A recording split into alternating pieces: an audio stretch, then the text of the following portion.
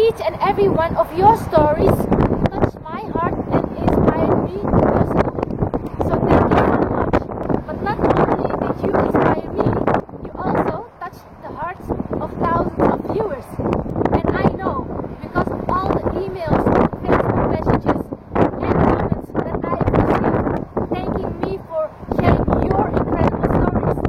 But many of you don't know, not only did I want to share your stories with others, I also had to overcome my shyness and my discomfort in speaking English.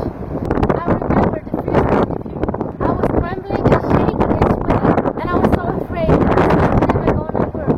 Now, 100 interviews later, before you stands a new woman, I feel confident and proud of this accomplishment, and I couldn't have done it without all of you. So from the bottom of my heart, thank you again.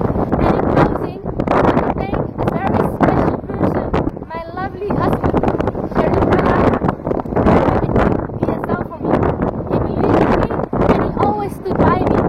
Without him, I wouldn't be where I am today. So, thank you again, Sharif. I love you so much.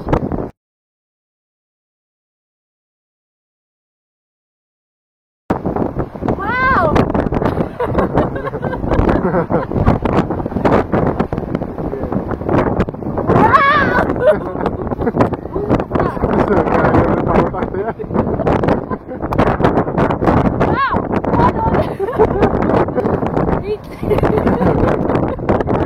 Wow!